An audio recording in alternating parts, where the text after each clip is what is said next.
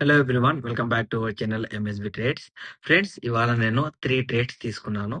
3 ట్రేడ్స్‌లో నాకు profit booking అయింది. And ఆ ప్రాఫిట్ బుకింగ్ అయిన రీజన్ అనేది మీకు చూపిస్తాను నేను.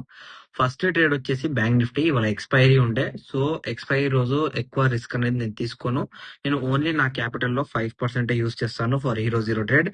కంప్లీట్ క్యాపిటల్ నేను ఎప్పుడు యూజ్ చేయనండి for hero zero trade. And ఈ ట్రేడ్‌లో నేను 130-135 ఎంట్రీ తీసుకున్నాను. 240 ప్రాఫిట్ బుకింగ్. 105 ప్రాఫిట్ బుకింగ్ అనేది జరిగింది. సెకండ్ ట్రేడ్ అనేది బ్యాంక్ నిఫ్టీ. దీని లోపల నాకు 52 పాయింట్స్ ప్రాఫిట్ బుకింగ్ జరిగింది. దీని తర్వాత ఆల్ టార్గెట్స్ అచీవ్ అయ్యాయి. బట్ ఏంటి అంటే నేను ట్రైలింగ్ మీద పని చేస్తాను కాబట్టి మార్కెట్ లో నాకు 52 పాయింట్స్ ప్రాఫిట్ బుకింగ్ జరిగింది. దాని తర్వాత సెన్సెక్స్ లో ట్రేడ్ తీసుకున్నాను. దీంట్లో నాకు all targets achieve 88 points profit booking. దాని తర్వాత మార్కెట్ లో నేను ఎక్కడైనా ఎంట్రీ తీసుకుందాం అనే లోపు ట్రేడ్ అనేది మిస్ అయింది. సో నేను టోటల్ 5 ట్రేడ్ ఎక్స్పెక్ట్ చేశాను. బట్ 3 ట్రేడ్స్ లో ప్రాఫిట్ బుకింగ్ అయింది. 2 ట్రేడ్స్ అనేవి నాకు ఎంట్రీ దొరకలేదు. ఎంట్రీ మిస్ అయిపోయింది. దట్స్ వై ఇవాళ ఓన్లీ 3 ట్రేడ్స్ లో ప్రాఫిట్ బుకింగ్. ఆ ప్రాఫిట్ బుకింగ్ ఎందుకు అయింది అంటే మార్కెట్ లో ఇక్కడ మీకు చెప్తాను వినండి. ఓకే, ఫస్ట్ ట్రేడ్ టైమింగ్ చూడండి. Okay, first trade timing 9:48 AM. ఇది 9:15 టు 9:30 క్యాండిల్. ఇది 9:30 టు 9:45 క్యాండిల్. ఈ క్యాండిల్ వచ్చేసి 9:45 టు 10 o'clock క్యాండిల్.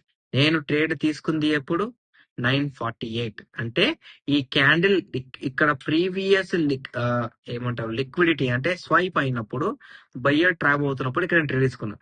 ఇక్కడ ట్రేడ్ తీసుకోవడానికి రీజన్ ఏంటి? నిన్నటి అనాలిసిస్ వీడియోలో నేను క్లియర్ గా చెప్పాను. ఇక్కడ ఒక ప్రీవియస్ ఇండైరెక్ట్ బ్రేక్అవుట్ పాయింట్ ఉంది. మళ్ళీ ఇక్కడ ఒక బ్రేక్అవుట్ పాయింట్ ఉంది. ప్రీవియస్ ఇండైరెక్ట్ బ్రేక్అవుట్ పాయింట్ ఉంది. అండ్ ఈ బ్రేక్అవుట్ పాయింట్ దగ్గరికి వెళ్ళే మార్కెట్ లో రిజెక్షన్ దొరికింది. అలాగే సేమ్ మళ్ళీ ఇదే బ్రేక్అవుట్ పాయింట్ తో రిజెక్షన్ దొరికింది. కాబట్టి ఈ రెండు లెవెల్స్ అనేవి మనకు చాలా ఇంపార్టెంట్ అని నిన్నటి అనాలిసిస్ వీడియోలోనే నేను చెప్పాను. సో మార్కెట్ ఏం చేసింది? ప్రీవియస్ ఇండైరెక్ట్ బ్రేక్అవుట్ పాయింట్ దగ్గర నుంచి అండ్ దాని జోన్ దగ్గర నుంచి కంప్లీట్ జోన్ కనిపిస్తుందా? ఈ జోన్ దగ్గరికి వెళ్ళి రిజెక్ట్ అయ్యింది. సో రిజెక్ట్ అయ్యింది కాబట్టి నేను ట్రేడ్ తీసుకున్నాను. ఈ క్యాండిల్ లోనే నాకు కంప్లీట్ గా ఆల్ టార్గెట్స్ అనేవి అచీవ్ అయిపోయాయి. దాని తర్వాత ఏమైంది? మార్కెట్ లో ఇక్కడ ఇన్వాలిడ్ సెల్లింగ్ ఆర్డర్ బ్లాక్ అనేది ఇక్కడ దొరికింది. కనిపించిందా? అండ్ ఇన్వాలిడ్ వచ్చింది కాబట్టి ఇన్వాలిడ్ వచ్చినప్పుడు మనం ఏం చేస్తాము? ఈ లెవెల్ బ్రేక్ అయ్యే వరకు వెయిట్ చేస్తాం. ఇక్కడ లెవెల్ బ్రేక్ అయిందా? బ్రేక్ కాలేదు. దాని తర్వాత సెల్లింగ్ ఆర్డర్ బ్లాక్ అయ్యింది. మళ్ళీ ఎఫ్ఈజీ అనేది కూడా దొరికింది. Fair value gap, selling fair value gap. And ఈ లెవెల్ బ్రేక్ చేస్తే మళ్ళీ సెల్లింగ్ ఫేర్ వాల్యూ గ్యాప్ దగ్గరికి వెళ్ళి మనకు రిజెక్షన్ అనేది దొరికింది. సో సెకండ్ ట్రేడ్ చూడండి, timing 10:09 AM. And Sensex trade చూడండి 10:52 AM. అంటే ఈ క్యాండిల్స్ లోనే కంప్లీట్ ప్రాఫిట్ బుకింగ్. ఇది మన ఇండికేటర్ ఆర్డర్ బ్లాక్ చూడండి, సెల్లింగ్ ఆర్డర్ బ్లాక్ చూపించిందా ఇక్కడ? దాని తర్వాత ఫేర్ వాల్యూ గ్యాప్ నేను డ్రా చేశాను ఇప్పుడే. ఆ ఫేర్ వాల్యూ గ్యాప్ కూడా మన ఇండికేటర్ మనకు చూపించింది. సో మీకు ఇండికేటర్ కావాలి అంటే for learning purpose, for indication purpose మీరు నాకు కామెంట్ కూడా పెట్టొచ్చు, హాయ్ అన్న పీడిఎఫ్ అని, లేకపోతే ఇండికేటర్ అని.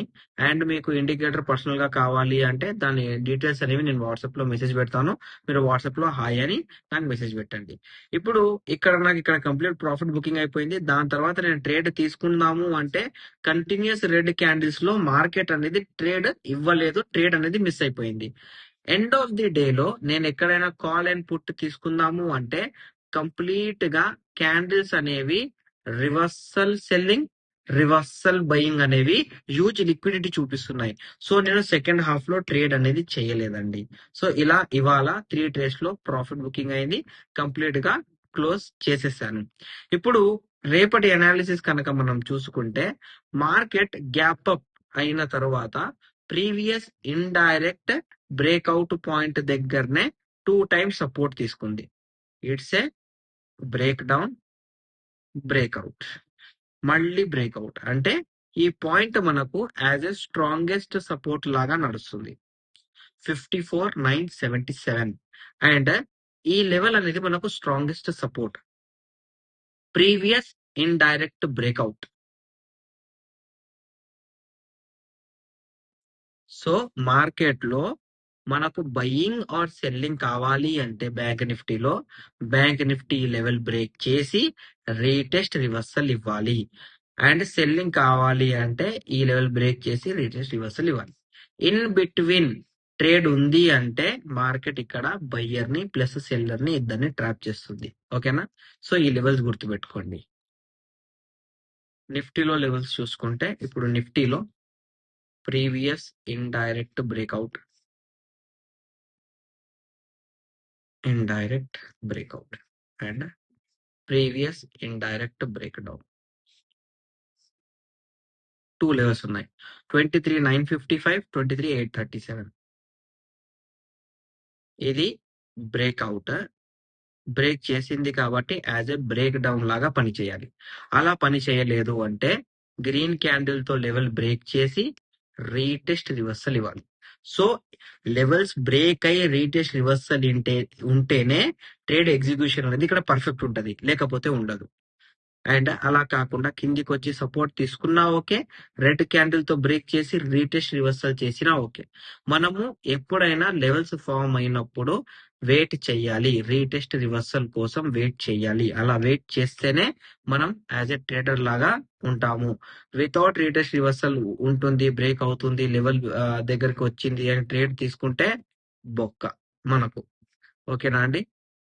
అండ్ సెన్సెక్స్ లో కూడా previous indirect breakout and previous indirect breakdown, and it's a 75 821 76 226.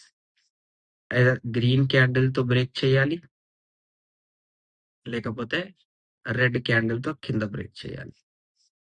Same break చేసిన తర్వాత retest reversal or retest reversal. రేపటి మార్కెట్ లో ఈ క్యాండిల్స్ దగ్గర, ఈ లెవెల్స్ దగ్గర సెన్సెక్స్ లో, బ్యాంక్ నిఫ్టీలో, నిఫ్టీ 50లో బ్రేక్ అయ్యి రీటెస్ట్ రివర్సల్ అయితే ట్రేడ్ లో ఫోకస్ చేయండి, లేకపోతే రేపటి మార్కెట్ ని అవాయిడ్ చేయండి. మీకు నా అనాలిసిస్ నచ్చినట్లయితే మన లైక్ చేయండి, షేర్ చేయండి, మన యూట్యూబ్ ఛానల్ సబ్స్క్రైబ్ చేసుకోండి. Thank you for watching my video.